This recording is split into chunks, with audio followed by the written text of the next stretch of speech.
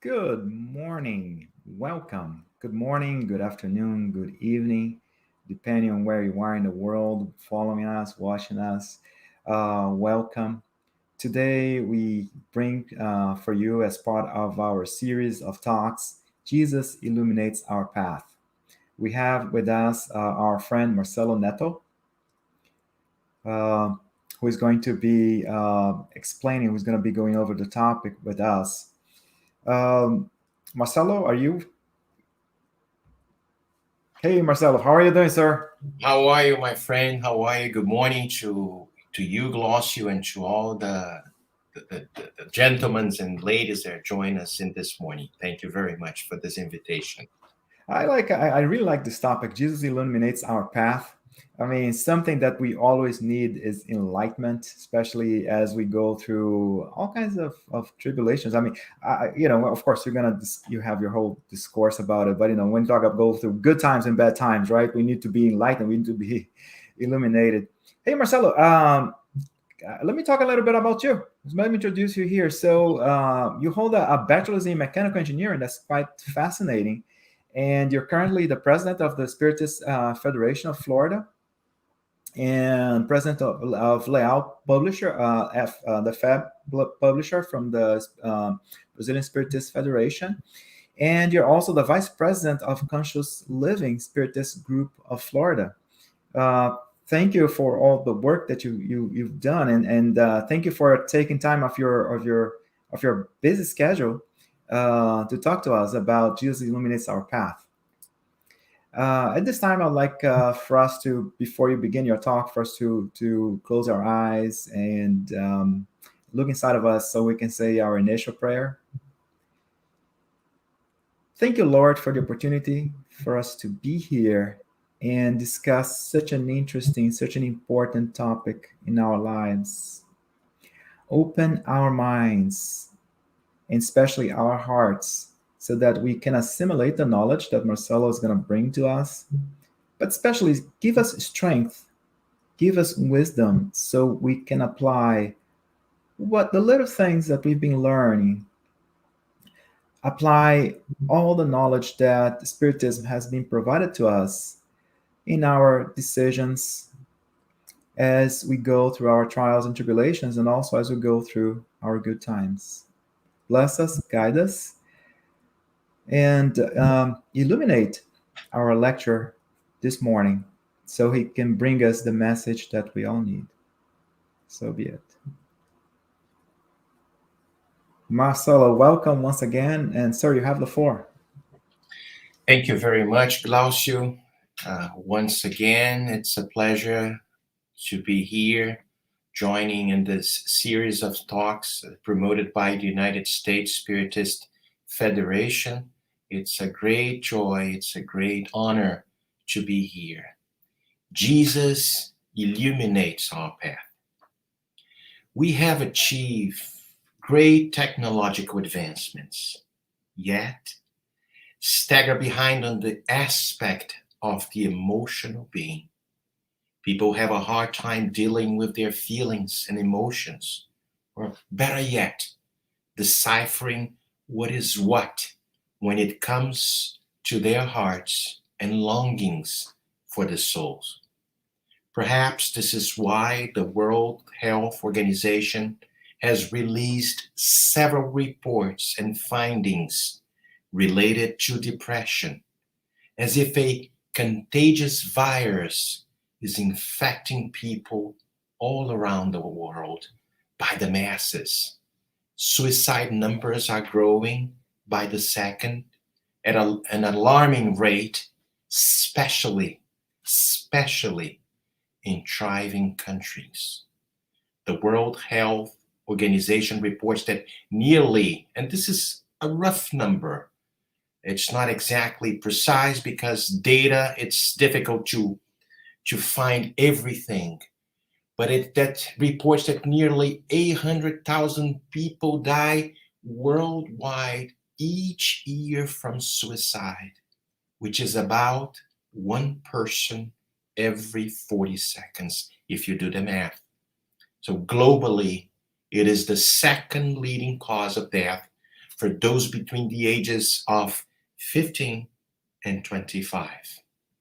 So it seems as if while we advance in one area, another one is not addressed, such as our connection with the Creator. The spirit evolves utilizing two wings, if we can say, the moral one and the intellectual one. There's one question on the Spirit's book, the question 780, that I'm going to show a slide and we're going to read it together. When Allan Kardec asked, does moral progress always follow intellectual progress? And the good spirits, the benevolent spirits answered Kardec, it is its consequence, but it does not always follow it immediately.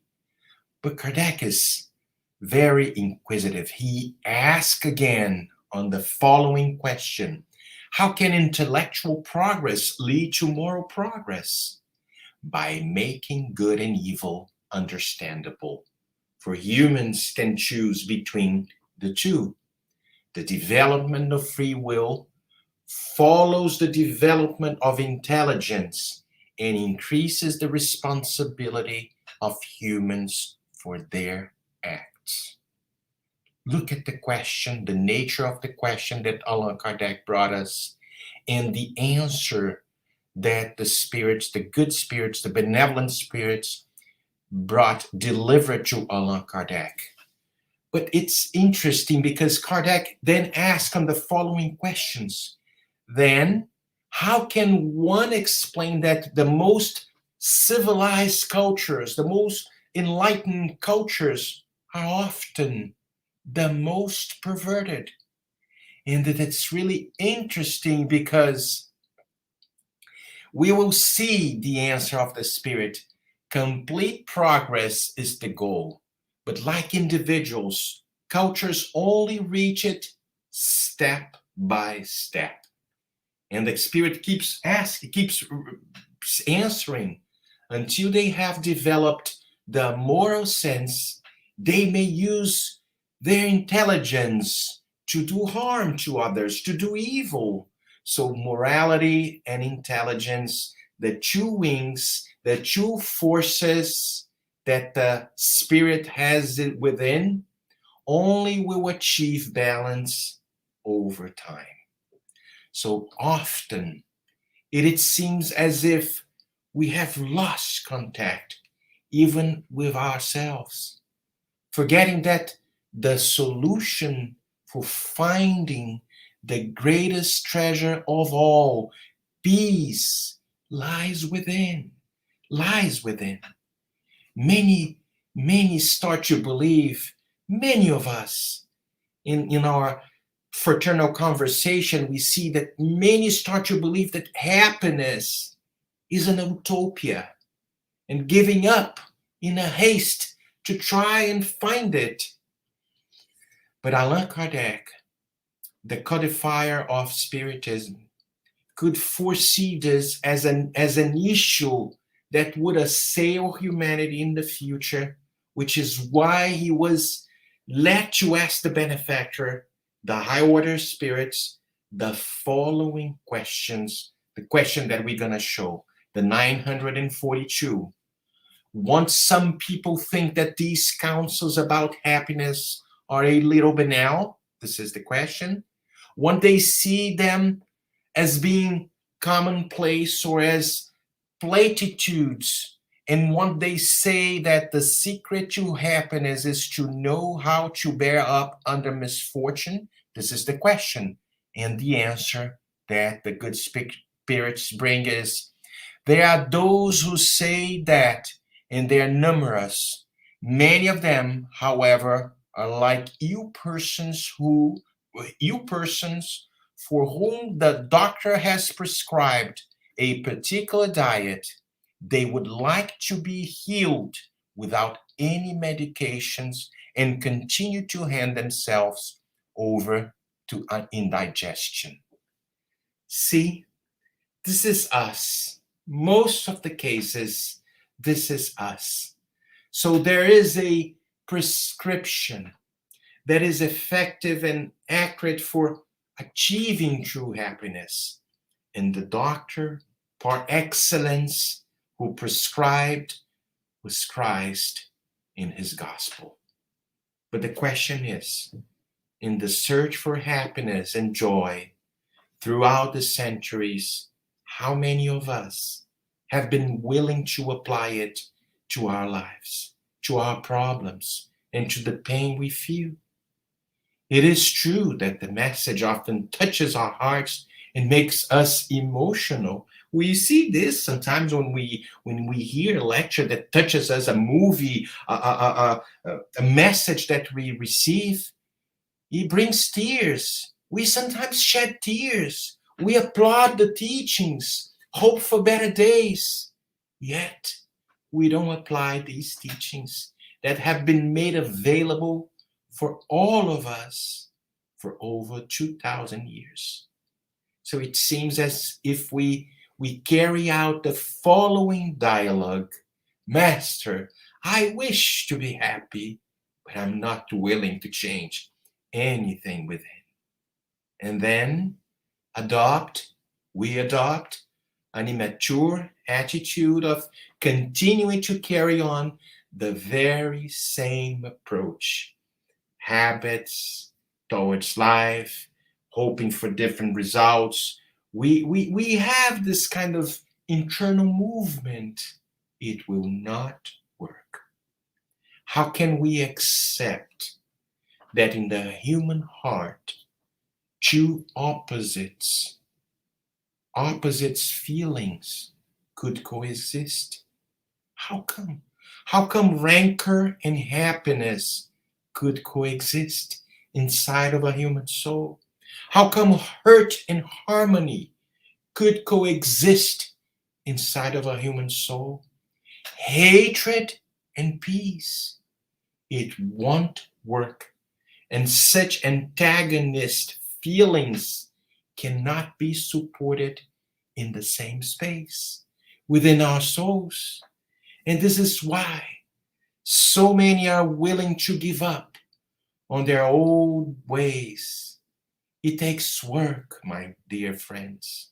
Lots and lots of work.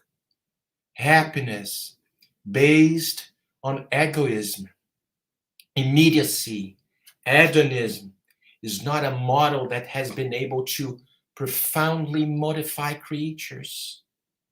It seems that the gospel of Jesus has not been profoundly understood by us. When we read on the Gospel of Matthew, on chapter 7, verse 7, on the next slide, actually, no, there's not a next slide. Let me go back. Yes. In this Gospel of Matthew, chapter 7, there's a passage that I love very much, and I am going to read is, ask and it shall be given you. Seek and you shall find. Knock and it shall be opened unto you. What does it exactly mean? Many of us believed that divine providence would be a limitless fount of wishes for our immature and inferior desires. But when Jesus states, ask and it shall be given you, he's not saying, ask what you hope for, but rather what we really, as immortal spirits, really need. Courage to face difficulties, strength to overcome ourselves, overcomes the old man that lies within, still lies within, allowing for space for the new man, for the new human being to grow. When he says, seek and you shall find, seek the kingdom of heaven in all his justice and glory within, and everything else we receive would be added based on the ability to handle that which we ask for, the development of the kingdom of heaven inside our hearts. based on the understanding and development of the faculties of our hearts and soul, for where our treasure is. Where exactly is our treasure? There our hearts will be also. We're going to find this in Matthew 6:21. And what and where is our treasure? Let's think about what is the objective of our lives in these days of transition. We have too many circumstances surrounding our lives. But what is exactly the objective of my life, since I understand that I'm going to have several lifetimes and the pursuing of happiness lies within, and it's going to be up to me to speed up this process. So it's not this physical, this heaven, it's not a physical location. This should not come as a surprise, for we already understand that we are immortal beings. And this physical life, as we mentioned before, is simply temporarily. That we have reincarnated to develop those wholesome virtues, to develop these virtues. The next slide, we will see when Kardec asked on question 132, what is the purpose of incarnation of spirits? And the spirits answered, God imposes incarnation for the purpose of leading spirits to perfection. And then we go back to the passage of Matthew, knock and it shall be open unto you. Once we have satisfied the first two phases of this passage, the doors towards the kingdom of peace will be open. Peace as understood by Christ in this revolutionary teaching that we're going to see in the next slide on John 14:27. Peace I leave with you, my peace I give unto you. Not as the world giveth, give I unto you. Let not your heart be troubled, neither let it be afraid. So there's a huge difference between the peace of the world and the peace Christ offers to all of us. There comes a moment in our lives where we question if everything we have sought in life externally offer us the peace we hope for within. If you have, for example, read Paul and Stephen, this wonderful book, or have studied about Paul of Tarsus' trajectory, you will perhaps agree with me that just like Paul, we will all reach our road of Damascus. Perhaps we already have. It is the road that offers us the secure way towards a change, the road proposed by Christ, based on his gospel of love, not gospel of hatred. No, not at all. There are additional passages that talk about the kingdom of heaven, that we can extract other profound teachings. Let's go to the next slide. Blessed are they who weep, for they shall be comforted. Blessed are they who hunger and thirst for righteousness, for they shall be filled. Blessed are they who suffer persecution because of righteousness, for the kingdom of heaven is theirs. This we are going to find in Matthew 5, 4, 6, and 10. So let's stop a second and reflect on these lessons. This is where Spiritism comes in and offers us that gateway towards the understanding of what he means. Without certainty about the future, these maxims would be simply nonsense.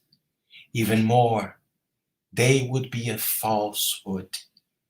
But then you may ask, I know we have questions like that all the time, but why do some suffer more than others? Why are some born into poverty and others into opulence without having done anything to justify such a position? Why does nothing ever work out for some? Why everything seems to smile on others? But what is even harder to grasp is seeing benefits and misfortunes so unequally divided between vice and virtue. Seeing virtuous people suffer alongside and the wicked ones who prosper. So faith in the future might offer us consolation and lead to patience, but it does not explain these anomalies, which of course appear to belittle God's justice. We know this, that if this simple way of saying it seems to appear like to belittle God's justice. But the vicissitudes of life are two types, and this is what Spiritism brings us. Or if we prefer to mention, they have two different sources that are very important for us to differentiate. Some have their causes in the present life, in this lifetime, others outside of this lifetime. On searching for the source of earthly misfortunes, it will be realized that many are the natural consequence of the character and behavior of those who bear them. Let's pay attention to us. How many of us fail due to our own fault? How many of us are victims of our own imprudence, our pride, our ambition? How many of us ruin ourselves for the lack of discipline or perseverance, for wrong conduct, or not having limited our desires? How many unfortunate marriages they are because they result from calculated self-interest or vanity, and because the heart has played no part. How many disagreements and disastrous arguments could have been avoided with more moderation and less susceptibility. I always make confusion with this word when I try to pronunciate. How many ills and infirmities are the consequence of intemperance and excess of all kinds. However, if there are misfortunes in this life of which humans are the primary cause, there are others which, at least in appearance, are completely foreign to them and which seem to touch them very fatalistically. What can be said of those children who died at a very young age and who knew of life only suffering?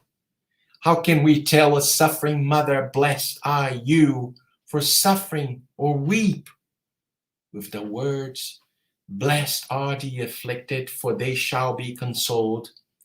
Jesus indicates simultaneously the compensation that awaits those who suffer and the resignation that leads one to bless suffering as a prelude to the healing.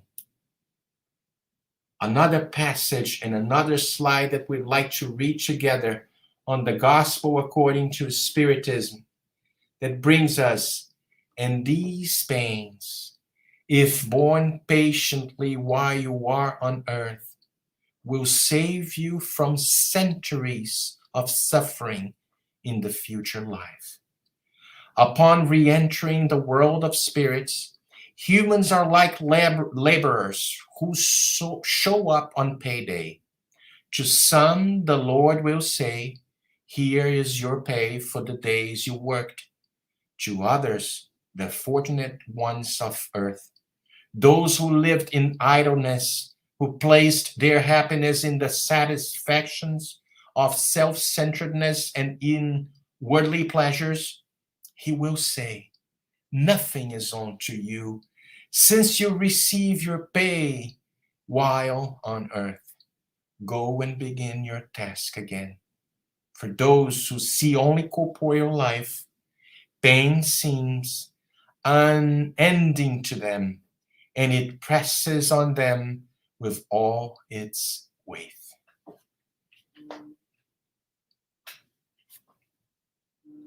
It is quite hard to bear witness to life with a completely materialistic point of view. Quite hard. See, if we go on chapter 9 of the Gospel according to Spiritism, "Blessed are the meek and the peace loving," we find a very meaningful lesson, the lesson of patience.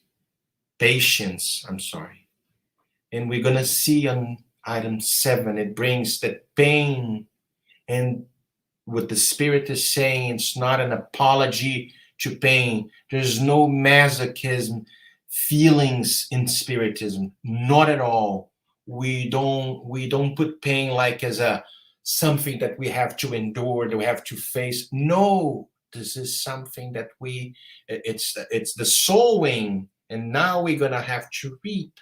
But pain is a blessing that God sends upon the elect, us, maybe pretty much the whole humanity. And the message brings is like this. This is the beginning of message. Patience. Item 7, chapter 9. Blessed are the meek and peace loving. Pain is a blessing that God sends upon the elect. Therefore, do not become troubled when you suffer. Instead, bless Almighty God, who through the pain of this world has marked you out for glory in heaven. Be patient. Patience, too, is a form of charity, and you must practice the law of charity taught by Christ, the envoy of God. The Spirit friend who writes this message, who has walked our steps and know it is not easy, offer us the following message that we are going to read together. Life is difficult, I know. It is composed of 1,000 nothings, which are pinpricks that end up hurting us. But we must consider the duties imposed on us, the consolations and compensations we receive in return. And then we will see that the blessings are more numerous than the sorrows. The burden seems less heavy when we look to heaven than when our brow is bent toward the ground. Courage, my friends. Christ is your model, is our model, who signed this message, a spirit friend. This message was received in Havre, is a city of France, in 1862. Are we on our road to Damascus, towards to Damascus? This is the question that I ask myself every single day. Or perhaps we have chosen another road. This is a question that I'm asking, I'm posing to you, and I'm asking to myself. When Saul of Tarsus, before becoming Paul of Tarsus, loses his eyesight, we learn about a very deep message behind that. That the vision was now inwards, no longer directed towards external aspects of life. We find that the peace of the world can often be compared to a stagnant body of water. It seems peaceful on the surface, but deep within, it is murky and sometimes very, very deplorable. It is not, it is not one where we can dive deep and see, or better yet, engulf ourselves in the peace proposed by Christ. It's completely different. How much energy do we use trying to control everything and even everyone? Trying to play God, believing to be in control of everything. We don't have this power. As if exterior factors held the happiness and joy we seek. The peace proposed by Christ is that of a serene conscience, of the certainty that everything is according to God's will and guided by divine laws. It is found in the faith in the future life and God's benevolence and justice, this infinite justice. It is no longer that deplorable stagnant water, but a clear and luminous fount, always in motion, always alive, always in abundance, always streaming freely and connected to divine providence. The peace we find with Jesus' teachings and lessons is aligned with our awareness of the need to change within, of finding oneself in the good fight. When Paul of Tarsus stated, I have fought the good fight, I have finished the race, I have kept the faith. We can look into the world outside and hear the commotions and the loud noises of hatred, battles of egos. Yet, inside, we hear the calm waters of peace reminding us that the battle is not out there, is within. Leon Denis states that the secret for happiness is found in the construction of the better self, an investment made on our behalf, where we are no longer enslaved by exterior motives, but rather free to develop and cultivate the virtues within. Another great lesson that we can share with you guys is also contained in the Gospel of Matthew on chapter 13. It's on verse 47 to 52. And I put this aside so we can read it together. The parable of net. Once again, the kingdom of heaven is like a net that was cast into the sea and caught all kinds of fish. When it was full, the fisherman, pulled it ashore. Then they sat down and sorted the good fish into containers, but threw the bad fish away. Every single day, we find ourselves on our boat. We fish daily. We fish emotions. We find challenges. We find disagreements, ideals, thoughts. We fish all kind of sentiments. But at the end of the day, how many of us reserve some time to sort the good fish from the spoiled one? Do we conduct at the end of the day mental hygiene as much as we are aware of the needs to conduct a normal body hygiene?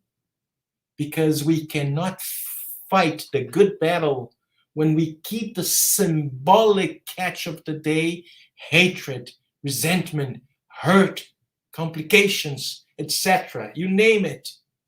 That's why when St. Augustine brought us the recipe for joy, found in his answer to question 919a of the Spirit's book, when Kardec asked, Give me a practical way to sort out this kind of, how can we better ourselves? Is there like a practical way for us to do this movement? And St. Augustine bring us the answer. Let me read it for you. Do what, this is St. Augustine stating, do what I used to do when I was living on earth. At the end of each day, I examined my conscience, reviewed what I had done, and asked myself whether or not I had failed to fulfill some duty, and whether or not anyone might have had reason to complain about me. It was thus that I arrived at knowing myself and at seeing what there was in me that needed to be reformed. Those who every night would recall all their actions during the day and would ask themselves what good or evil they have done, praying to God and their guardian angel to enlighten them would acquire great strength for self-improvement, because, believe me, God will assist them. And he keeps reading, he keeps saying, therefore, ask yourselves about what you have done and toward what aim you act in particular circumstance, whether you have done anything that you would blame in others, and whether you have done anything that you would not dare profess. Also ask if it pleased God to call me at this moment to enter the world of spirits where nothing is hidden. Would I cower before anyone gaze? Examine what you may have done against God, then against your neighbor, and lastly, against yourselves. The answers will be either repose for your conscience or an indication of a wrong that you must amend. On the Gospel of John, on chapter 16, verse 33, there's a passage of the Master. I have told you these things so that in me, in Christ, we may find peace. In this world, you will have trouble, but take heart. I have overcome the world. Many of us would say, how could Jesus have stated this if he was ended crucified? It seems difficult to swallow for many people. I heard this before. The question truly is, how am I analyzing this lesson from Christ? And what happened with the immortal eyesight, that of the spirit? Where did Christ go after his crucifixion? And where, for example, Pilate and Caesar, supposed victors of the world, went? Where did they go? Where did they go? Pilate and Caesar and Christ. See that we still pretty much focus on our lifetime. We are spiritists, we are Christians, but we still live our lives based on a very materialistic paradigm. I'm not saying that we are going to stay here completely in meditation, not paying attention to the world, the material world. Of course, this is not at all, this is not the proposition that Spiritism brings to us. The proposition is different. Take advantage when you are incarnated, so you can progress, so you can evolve, so you can better yourself. Because here we're going to have the limitations of the body.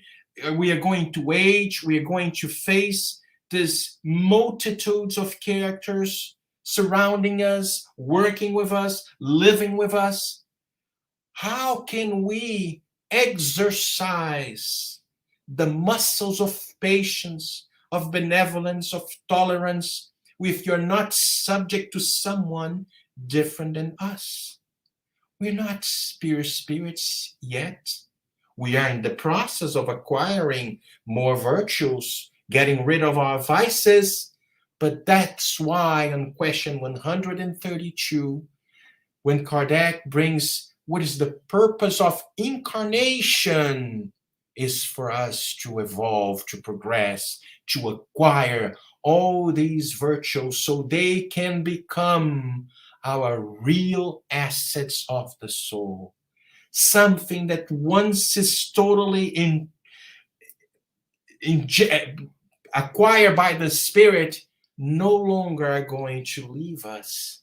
Sometimes I think about, like, oh my God, I lost my patience with someone. It means I never had patience before, because if I have this virtue called patience, I would never lose it.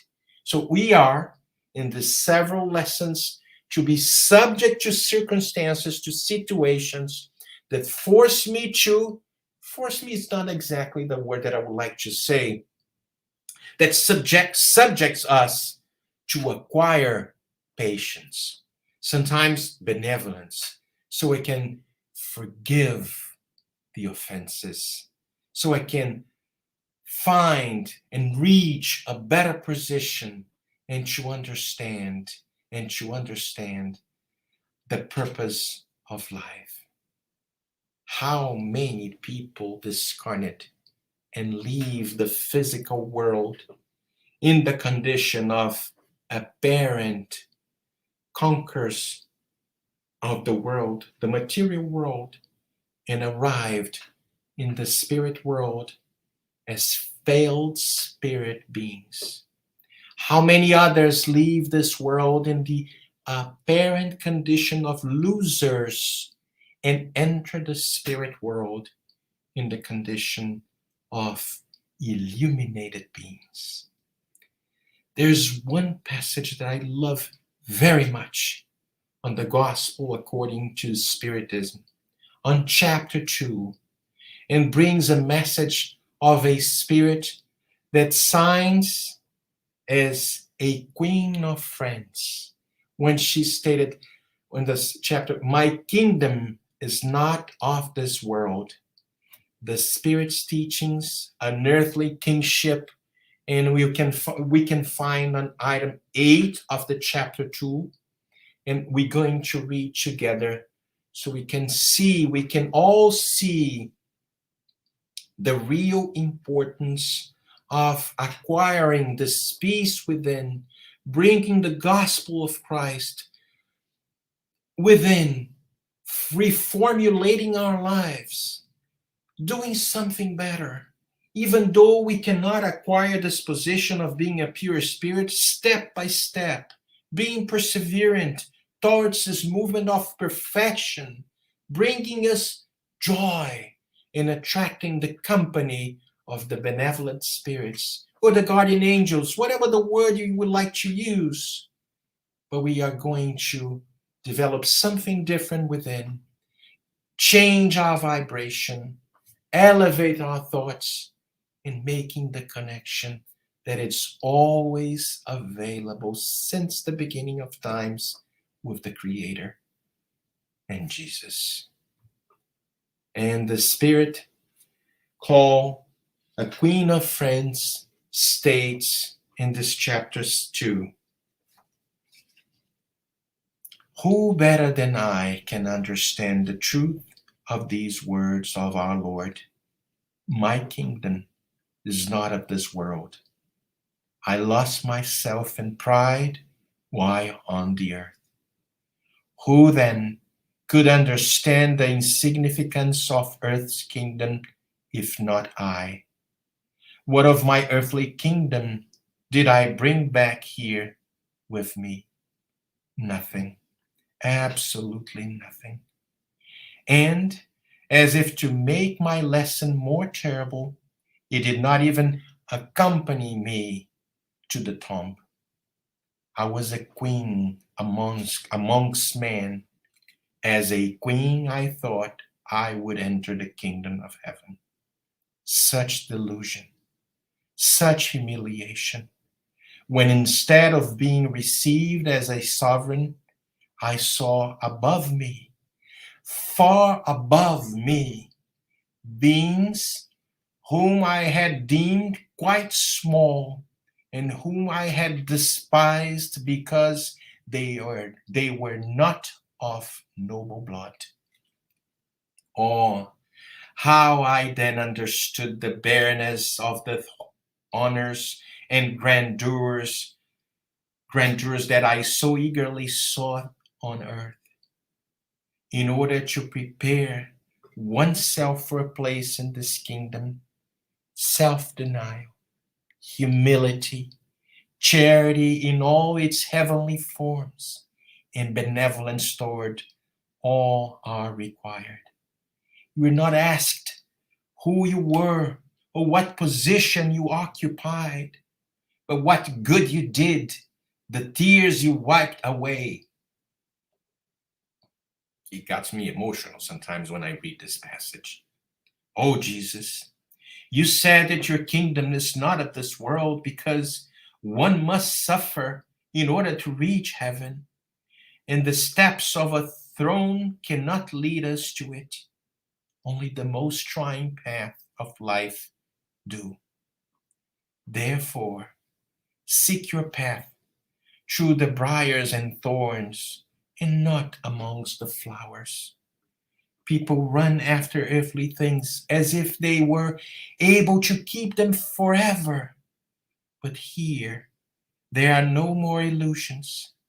They soon perceive that they had only been chasing a shadow, and that they had neglected the only possessions that were solid and durable, the only ones they could use in a heavenly home, the only ones that give them access to it. Have pity on those who have not gained the kingdom of heaven. Help them with your prayers, for prayer brings people closer to the Most High. It is the link of union between heaven and earth. Do not forget that. And sign a queen of friends. True virtues are often established based on how we interrelate with others, being patient, being tolerant, and forgiving the offenses. This is why pain and tribulations are blessings if we know how to take advantage of them. There's no doubt that Christ is with us. The question that I am posing today is, are we with him? Are we with him? Meaning in harmony with divine laws, because according to the benevolent spirits, we are only unhappy when we distance ourselves from these laws. Genuine peace resides in understanding that this is fruit of the heart, a heart completely aligned with the greater love. Love is patient, love is kind, love is tolerant, and charity and love your neighbor is the maxims that we can always repeat to ourselves. And let's pay attention. If we are truly being charitable towards our dear brothers and sisters, benevolence towards everyone, indulgence towards the imperfections of others, and forgiveness of offenses. I know it sounds sometimes very simple to say things like that. It sounds that the one that they are speaking to you have achieved like a level of understanding and is like in a state of purification. Not at all. I am in the same level of each and every one of you.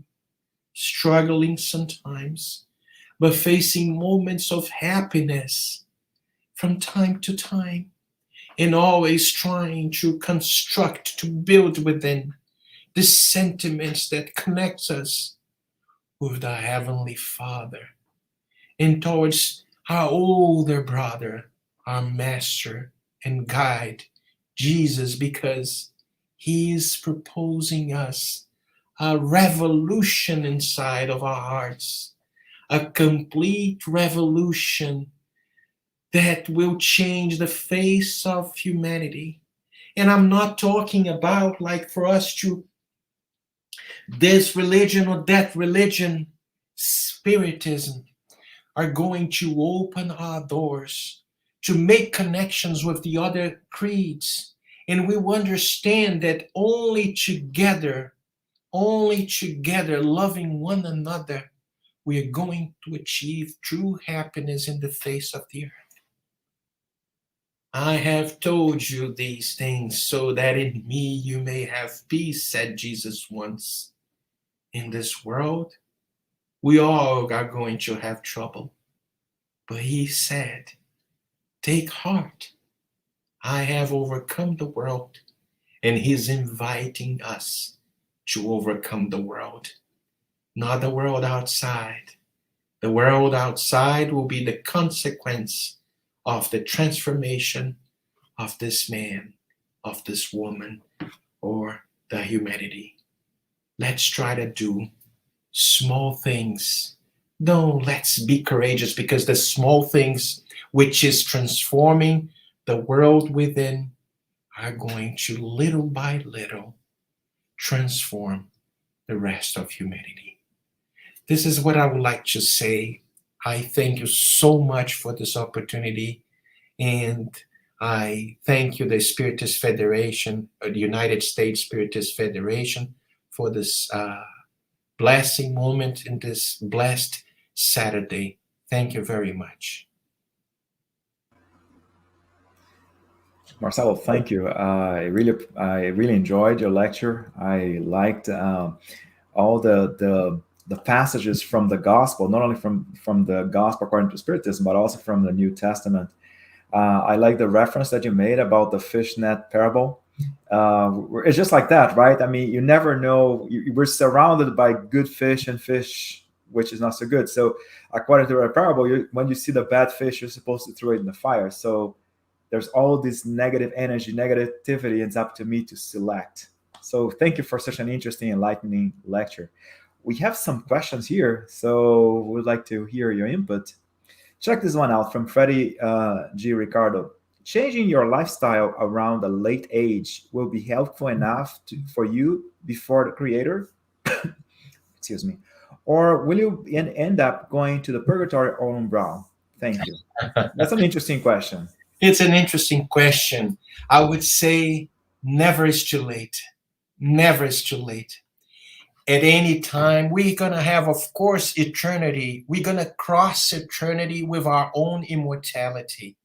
But if I can give you an advice as a brother, don't give up. Never. It doesn't matter if you start in the early ages of your actual existence, your actual life, or in the end of your existence. Initiate this movement within. And I am sure, because intentions, if your true intentions is to modify yourselves, I'm for sure you will find the joy of the benevolent spirits that are going to guide you for a new phase in life. But be courageous. Take the first step. Take the first step. It doesn't matter if it's you have 100 years old or you have 1 year old. Excellent. Thank you. Thank you for highlighting that we are immortal souls. So, whatever, doesn't matter. There's never a late stage in our physical life because we have eternity to progress. Yes. And we carry our lessons with us. Yes. Absolutely. Absolutely. Here's one next question. How should we deal with the religious intolerance that we are seeing nowadays? Very interesting question. In this country and around the world. This is something that it constantly comes to us in nowadays of dissensions, paradoxical ideas, polarization. We cannot change outside. We have to work within. The result of outside will be the result of the transformation that we have within. Can you imagine if we go back in time 2,000 years ago when Jesus was about to be in prison and Peter got the sword and cut Malcolm's ear? What Jesus says, don't do this. He said something else. I'm going to put something more like simple. What does it mean with when Jesus gave us this kind of advice, gave this advice to Peter? Because the Pharisees had another idea about this kingdom of heaven, but Jesus was bringing something completely different.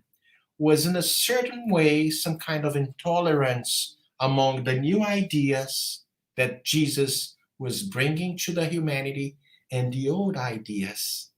But Jesus did not change the way that he preached. He said to Peter, no, nothing related to violence. So if outside we see this religious intolerance, this is outside. Be you the change that you want to see in the rest of the world. Remember St. Francis of Assisi when he asked Jesus, Lord, make me an instrument of your peace.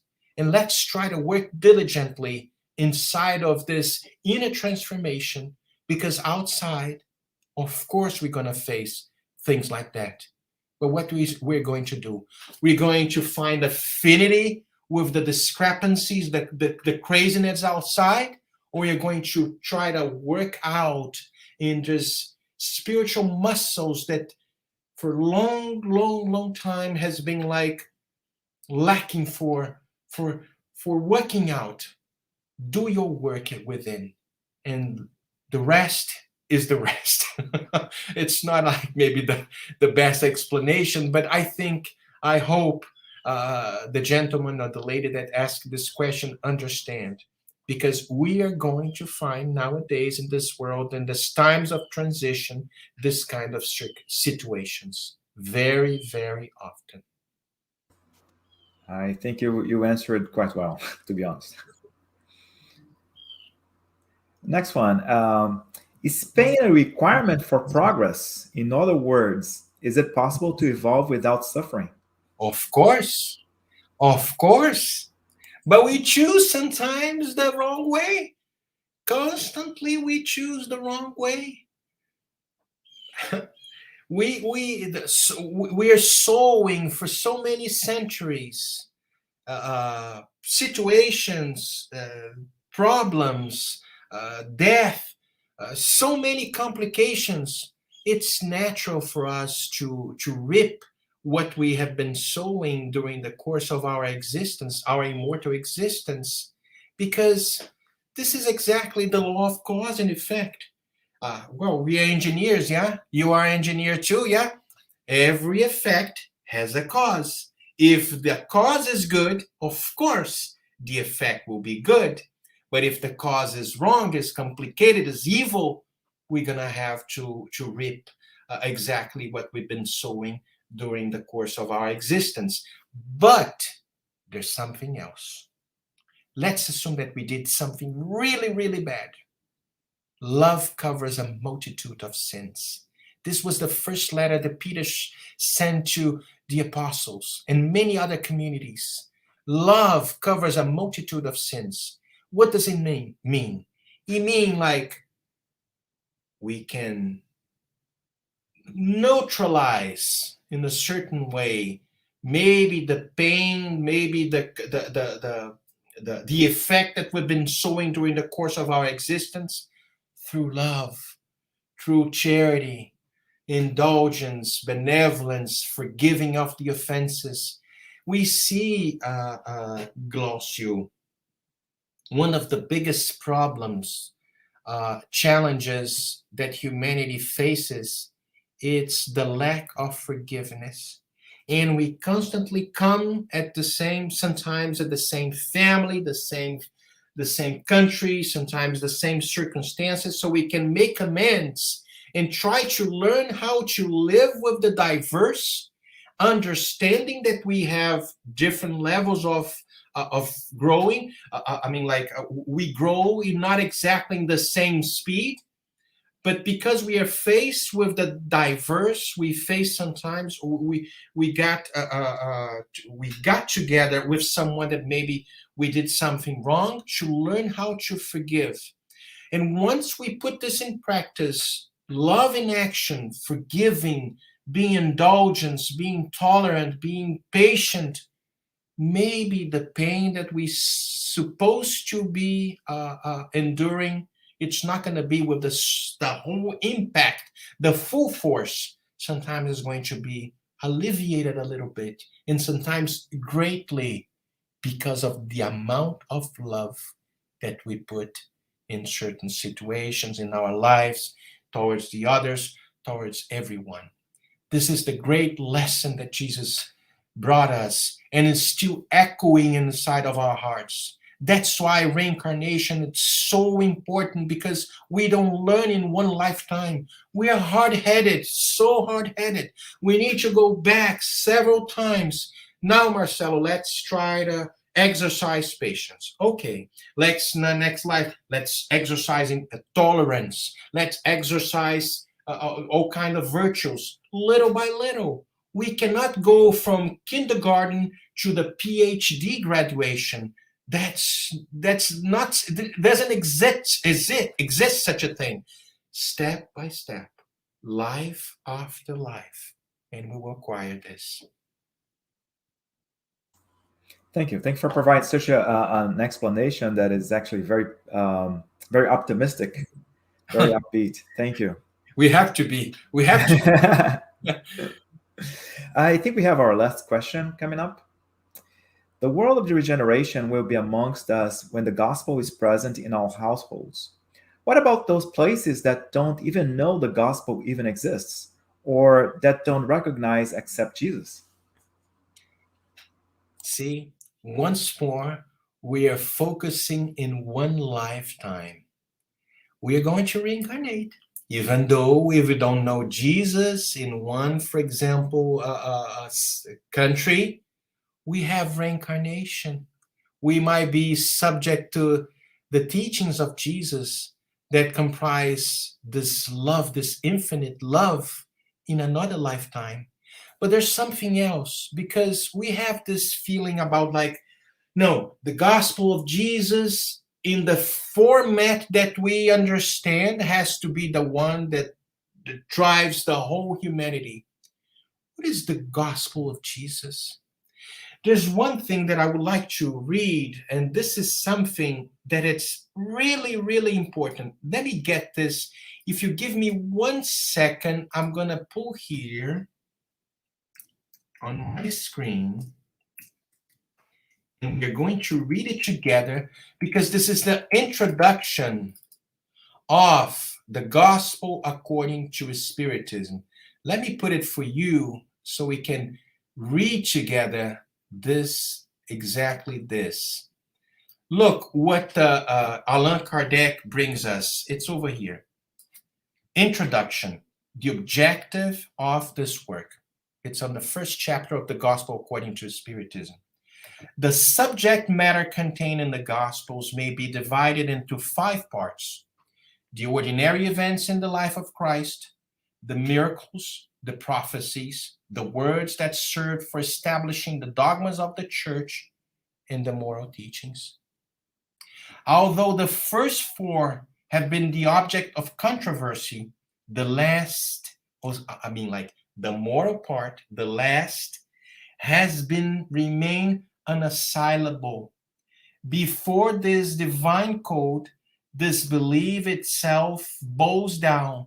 It is the ground upon which all sects can meet, the banner under which all take shelter, whatever their beliefs may be, for it has never been the object of religious dispute. which has always and in all places originated from matters of dogma. Moreover, in arguing over such matters, sects would find in the moral teachings their own condemnation, because most of them are more attached to the mystical aspect than to the moral, which demands the reform of the self.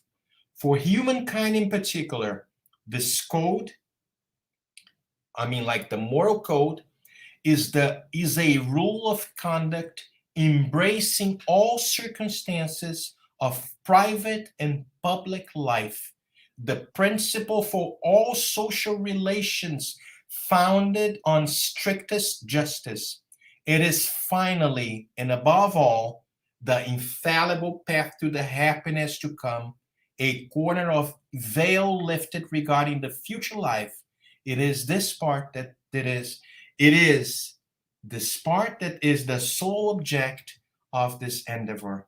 So when Kardec brings this in our introduction, he brings like the moral aspect of the gospel. He's not talking about like the gospel, like the Old Testament. Of course, we need to study and to understand the analogies of the Old Testament, the circumstances, the New Testament, with the passages that brings us a tremendous amount of lessons of forgiveness, of love to us Christians, because Spiritists are Christians too. But what about the others that doesn't know Jesus? The moral aspect. Because why? Let's go back to question 621 of the Spirit's book. Where is written God's law? It's inside of a Christian heart, a Jewish heart, a Muslim heart, in the heart of humanity. We all have the seed waiting to be awakened. The moral essence, the moral part lies within each and every one of us. And we have reincarnation. Sometimes someone that never heard about Jesus Christ, and I doubt it, but exists, he might reincarnate in a place that the gospel of Jesus, not the dogmas, not the miracles, not the prophecies, but the moral aspects are bringing to this person. And he will, makes sense to me. It makes a lot of sense. And maybe we're going to find another Spiritist workers joining us forces to spread the good news. I don't know if I make myself clear. I know it's a long answer, and I invite you all, especially when you see this question again, to read the introduction of the Gospel according to Spiritism, when Kardec brings the objective of this work. Quite interesting as well, because he always talks about the predecessors of Jesus, all those spirits that came and who brought a messages that were preparing us. Yes. So I really like part of the explanation, the fact that we might reincarnate in any different culture, any different nation, but the bottom line is the moral behavior. Is the love of God in our conscience. Thank you, Marcelo. I think we are done with our questions. Okay. So next time, thank you. Oh, Donna, thank you for being with us. So next time we're gonna have Alturi. He's going to be talking about facing adversity. That's our lecture for the 30th for next week. So stay tuned for our series of lectures. That's the next one. So Marcelo, we would like you so much to say the final prayer for us. But before that, do you have any closing comments? Also, if there are any particular projects that Leal Publishing or the Spiritist Federation is working on and you'd like to highlight, please, this is your time. Thank you very much. Well, we have a few books on the pipeline still waiting to be launched. Released, and very soon we will see another titles, and I see the Spiritist Federation of the United States Spiritist Federation is working a great job too, promoting these videos. I mean, like these lectures on the Saturday. This is material that stays there. I know sometimes people don't have time, too many lives, too many meetings, like because in this different times of humanity. But I thank you so much for allowing me to be here, sharing a few ideas. I saw other lectures, wonderful lectures, way much better than mine. But I'm glad and very honored to be part of this movement, the movement of spreading the good news uh, in this beautiful country that we reside in, this present incarnation, United States of America. Thank you, thank you, Glaucio, thank you, Jussara, thank you, João, thank you, Danielle, Tanya, and all the directors of the United States Spiritist Federation. It was a true honor, it was a true blessing. Thank you very much. Could you be so kind to say the final prayer for us? Yes, yes.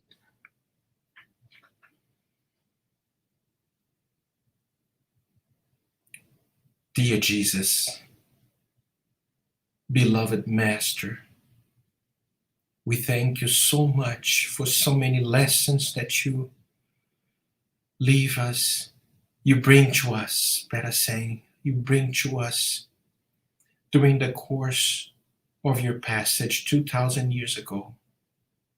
All these messages still are echoing inside of our hearts. And sometimes we struggle to put all of that in practice. But we have you as the light of the world, the guide of our emotions and the guide of our each and every one of us, as a compass so we can keep walking towards the light.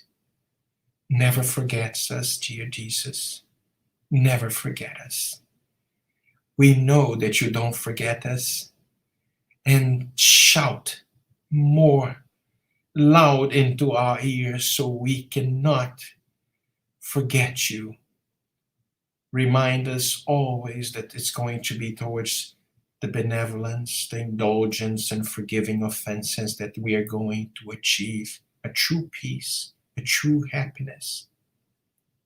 Make us an instrument, dear Lord, of your peace, but not the peace of the world, the peace that you taught us 2,000 years ago. We thank you so much. No words to say, only emotions, emotions.